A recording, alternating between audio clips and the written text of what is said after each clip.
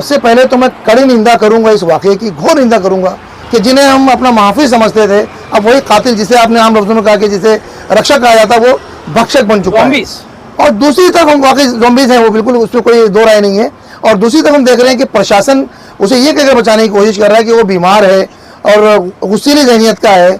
तो ऐसे गुस्सैले जानवरों को, खुला जानवर यानी इस तरह के ऐसे जानवरों को खुला छोड़ देना, राइफल लेकर, वो भी ऑटोमेटिक राइफल लेकर, और फिर ये बचाने की कोशिश करना, यहाँ साफ साफ मैं आपको ये बता दूं कि ये टारगेट किलिंग है। उसने पहले तो अपने सहायक अफसर को गोली मारी, जो जाहिर सी बात है कि वो एसटी जमात से ताल्लुक़ रखता था।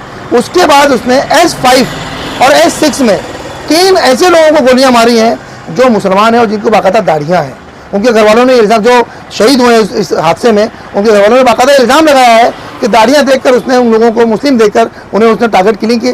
और उस बात का सबूत, इस बात की पुष्टि उस वक्त हो जाती है जो वीडियो वायरल हो रही है। उस वीडियो में आप देखेंगे कि वो बाकायदा धमका भी रहा है खड़े होकर, और बाकायदा ये कहते सुना जा रहा है उसको कि हिंदुस्तान में रहना है तो मोदी और योगी और ठाकरे। उसके बाद ट्रेन की आवाज़ आती है, मामला आगे की आवाज़ नहीं आती। ऐसे लोगों का गुस्सा वही गुस्सा देना चाहिए जहाँ से गुस्सा निकलता है।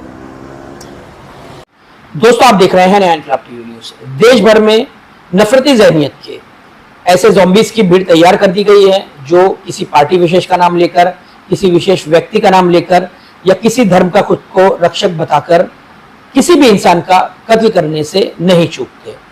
ऐसा ही एक हादसा देखने को मिला 31 अगस्त की सुबह करीब 5:30 बजे जयपुर एक्सप्रेस में, जो मुंबई की तरफ आ रही थी, जहां पर एक आरपीएफ कर्मचारी ने किस तरह से पहले तो अपने सीनियर अधिकारी को गोली मारी, उसके बाद में उसने अलग अलग बोगीज में जाकर 3 लोगों पर फायर खोल दिया। वो ये कह रहा था कि इस देश में रहना है तो आपको योगी और मोदी को मारना होगा।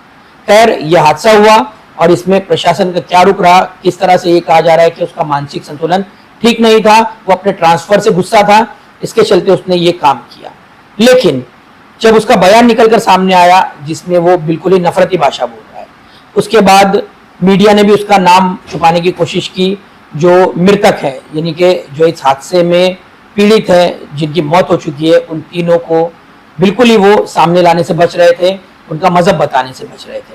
लेकिन ये बातें जब सोशल मीडिया पर वायरल हुई तो फिर काफी हंगामा मच गया। मुंबई शहर में जिसके करीब हादसा हुआ था, यह देखने को मिला कि अब तक किसी भी बड़े मुस्लिम नेता का बयान इसको लेकर सामने नहीं आया है। मुमरा कलवा के विधायक जितेंद्र अग्रवाल ने इसकी कड़ी निंदा की है, लेकिन जो अपने आप को कौम का रक्षक बताते हैं और काफी अपने आप को जिम्मेदार बताते हैं, आखिर मुंबई शहर से उनका बयान क्यों नहीं आया? असदुद्दीन अवैसी साहब ने भी इस पर बयान दिया है, लेकिन बाकी के जो कौम के ठेकेदार हैं जो मुंबई शहर में बैठे हुए, वो आखिर कब इस बात पर कहेंगे? से बात की है, उन्होंने क्या कहा है, देखिए।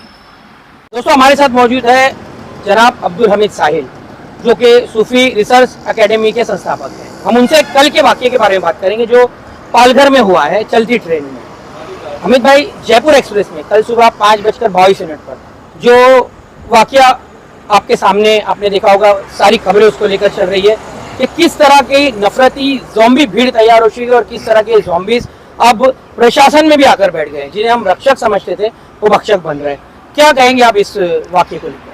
सबसे पहले तो मैं कड़ी निंदा करूंगा इस वाक़े की, घोर निंदा करूंगा। इसमें मैं सख्त एहतियात दर्ज करता हूं कि जिन्हें हम अपना महाफिज समझते थे, अब वही कातिल जिसे आपने आम लफ्ज़ों में कहा कि जिसे रक्षक कहा जाता, वो भक्षक बन चुका है। और दूसरी तरफ हम वाकई ज़ॉम्बीज़ हैं, वो बिल्कुल उसमें कोई दो राय नहीं है। और दूसरी तरफ हम देख रहे हैं कि प्रशासन उसे ये कहकर बचाने की कोशिश कर रहा है कि वो बीमार है और गुस्सीली ज़हनियत का है। तो ऐसे गुस्सैले जानवरों को, खुला जानवर यानी इस तरह के ऐसे जानवरों को खुला छोड़ देना, राइफल लेकर, वो भी ऑटोमेटिक राइफल लेकर, और फिर ये बचाने की कोशिश करना, यहाँ साफ साफ मैं आपसे ये बता दूं कि ये टारगेट किलिंग है। जिस तरह से जो खबरें सामने आ रही हैं और जो अखबारात ने भी खबरें दिखाई हैं या जो मीडिया चैनल्स जो खबरें बता रहे हैं, गोदी मीडिया तो उस पर खामोश, वो तो उसकी आदत है कि हमेशा खामोश हो जाता है ऐसे इशूज़ के ऊपर, क्योंकि उस जहाँ पर वो हिंदू मुस्लिम का एंगल देख लेता है, जहाँ अगर सामने वाला अगर नजर आ जाता है नफरती चिंटू, तो उसे बचाने की कोशिश की जाती है। उस शख्स ने, उस हवलदार ने, जो आरपीएफ का जवान है, उसने पहले तो अपने सहायक अफसर को गोली मारी, जो जाहिर सी बात है कि वो एसटी जमात से ताल्लुक़ रखता था। उसके बाद उसने S5 और S6 में 3 ऐसे लोगों को गोलियां मारी हैं जो मुसलमान हैं और जिनको बाकायदा दाढ़ियाँ हैं। उनके घर वालों ने इल्ज़ाम, जो शहीद हुए इस हादसे में, उनके घर वालों ने बाकायदा इल्ज़ाम लगाया है कि दाढ़ियाँ देखकर उसने उन लोगों को मुस्लिम देखकर उन्हें उसने टारगेट किलिंग की। और उस बात का सबूत, इस बात की पुष्टि उस वक्त हो जाती है जो वीडियो वायरल हो रही है। उस वीडियो में आप देखेंगे कि वो बाकायदा धमका भी रहा है खड़े होकर, और बाकायदा ये कहते सुना जा रहा है उसको कि हिंदुस्तान में रहना है तो मोदी और योगी और ठाकरे। उसके बाद ट्रेन की आवाज़ आती है और मामला आगे की आवाज़ नहीं आती। मतलब वो ये बताने की कोशिश कर रहा है कि अगर यहाँ रहना होगा तो मोदी और योगी को मानना पड़ेगा। तो अब ये जहनीत अगर प्रशासन के लोगों में आ जाती है, इंतजामिया के लोगों में आती है और सिक्योरिटी के लोगों में आती है, तो सोचें कि नफरत का जहर कहाँ तक फैल चुका है, नफरत के जरासीम कहाँ तक जा चुके हैं। आज हमने एक और इंटरव्यू देखा योगी जी का, जो बड़े ही तमतराक के साथ, बड़े ही जोश में और बहुत ही अहंकारी अंदाज में ये बयान दे रहे हैं कि मुसलमानों को अगर अपनी इबादत करनी है तो मस्जिद या घर तक, सड़क पर इजाज़त नहीं दी जाएगी वगैरह वगैरह, जो कुछ उनको कहना था। और कानून सबसे ऊपर है, कानून को, नेशन को पहले मानना पड़ेगा। तो मैं योगी जी से सवाल करना चाहता हूँ कि जब कांवड़ यात्रा निकलती है तो उस वक्त आपकी ये संवेदना जो उनके साथ हो जाती है, उस वक्त आपकी फिक्र जो सबसे ऊपर नेशन है, कानून सबसे ऊपर है, कहाँ चली जाती है। बीच में एक वीडियो वायरल हुई थी, देखा था आपने कि किस तरह मेट्रो ट्रेन में कांवड़ियों ने हंगामा रही की थी। एक और वीडियो बीच में आई थी कि एक शख्स की कार टकरा गई, जबकि वो हिंदू थे, आरएसएस के बहुत बड़े जिम्मेदार थे, दाढ़ी थी, टोपी थी, उनको बुरी तरह से न सिर्फ मारा पीटा गया बल्कि उनकी कार को पलट दिया गया। तो अगर ये देख करके अगर एक समुदाय विशेष का कोई शख्स है, किसी मखसूस फिरके का कोई शख्स है, उसके साथ इस तरह जालिमाना बर्ताव, मॉब लिंचिंग कर देना, तो ये जो नफरत का जहर बढ़ता चला जा रहा है। और कहीं ना कहीं कल का जो वाकया हुआ है, इसमें जिस तरीके से उसे बचाने की कोशिश की जा रही है, ये इंतहाई गलत है। ऐसे लोगों का गुस्सा वहीं घुसा देना चाहिए जहां से गुस्सा निकलता है। अभी हाल ही में आप देख रहे होंगे कि कई सारे नफरती बयान कई नफरती नेताओं की तरफ से दिए गए। गोदी मीडिया जिस तरह से उनके आप देख रहे हैं, आप टाइटल और थंबनेल्स आप अगर देखेंगे उनके, तो उसमें भी बिल्कुल इसी तरह की बातें हैं कि देश में, उत्तर प्रदेश में रहना है तो योगी योगी कहना है।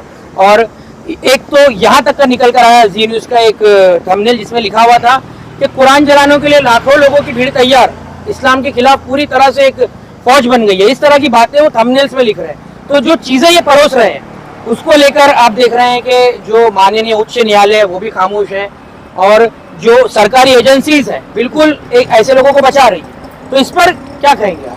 अभी मणिपुर का जो फसाद चल रहा है, जो जिस तरह की खबरें वहाँ से आ रही हैं और जो वारदातें वहाँ पर हुई हैं कि किस तरह औरतों को बरहना करके शारे पे दौड़ाया गया और उनके साथ अब उनकी आबरूरेज़ी की गई, बिल्कुल इसी तरह से 2002 में सूरत और गुजरात में भी हुआ था।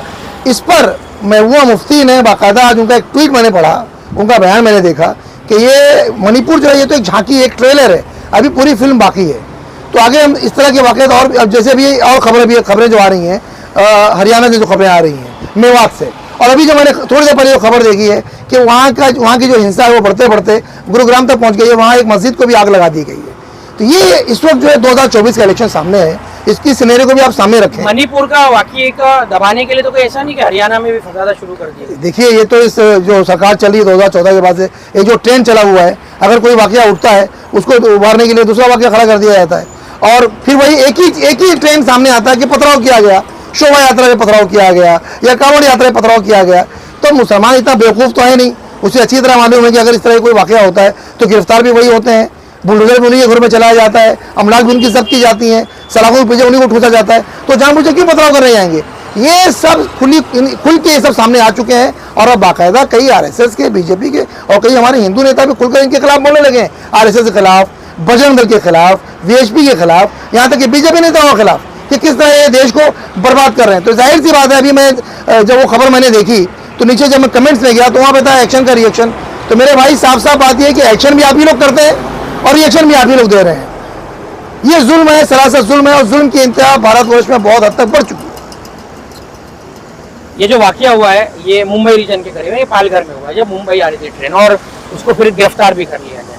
लेकिन हम कल से देख रहे हैं कि इस वाकये को 24 घंटे से ज़्यादा गुजर गए, और हम देख रहे हैं कि अब तक मुंबई शहर से किसी भी बड़े लीडर का बयान नहीं आया, मुस्लिम नेता का बयान। बहुत ही अफसोसनाक बात है ये, क्योंकि ये हमारा शहर मुंबई जो है ये मिनी हिंदुस्तान है, छोटा हिंदुस्तान है। यहाँ अगर लोग आ जाते हैं तो उनको पूरा हिंदुस्तान समझ में आता है कि इस मुल्क के हर कोने कोने से लोग यहाँ रहते हैं, तमाम हर तरह की सभ्यताएँ तहजीबें यहाँ पर हैं।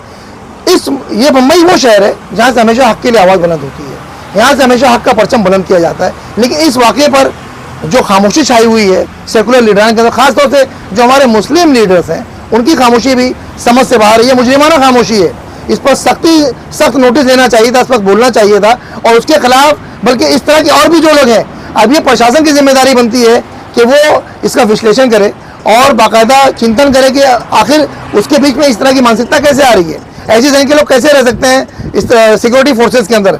आज एक वाकया हुआ, आगे भी वाकयात उस तरह के हो सकते हैं, तो उस पर गौर करने की ज़रूरत है। और इस तरह अगर लोग अगर पाए जाते हैं तो उन्हें छांट कर बाहर कर देना चाहिए, वरना वो अपना गुस्सा फिर किसी पर उतारेंगे और फिर प्रशासन उनकी सफाई देगा और उनको बचाने की कोशिश करेगा। बहरहाल ये बहुत ही अफसोसनाक अमर है कि यहाँ के मुस्लिम, न सिर्फ मुस्लिम नेता बल्कि हर वो जिम्मेदार सेकुलर नेता जो खामोश हैं इस वाक़े पर, जिसकी बहुत कड़ी अल्फाजों में निंदा होनी चाहिए और उसकी छानबीन होनी चाहिए। आखिर वो शख्स ये कैसे कह सकता है कि हिंदुस्तान में रहना होगा, तो योगी और मोदी और वगैरह वगैरह, आखिर उसके पीछे कौन है?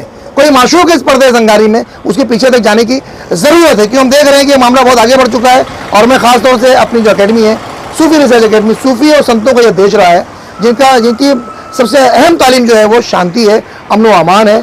मैं लोगों से ये अपील करूँगा, अमन व अमान बनाए रखें, कानून की तरफ देखें, कानून का साथ दें। जैसे भी आपने कहा कि न्यायपालिका खामोश है, तो इस पर बहुत सारी बातें ऐसी हैं जो बिटवीन द लाइन समझी जा सकती हैं कि अब सारे मामला, सारी एजेंसियां किसके अंडर में काम कर रही हैं। बाहर के जो कुछ हुआ हम उसकी कड़ी निंदा करते हैं, और जो लोग उसमें मारे गए, जो शहीद हुए हैं, उनके खानदान वालों से हम अपनी सच्चे दिल से जो अपनी श्रद्धांजलि उनके लिए व्यक्त करते हैं।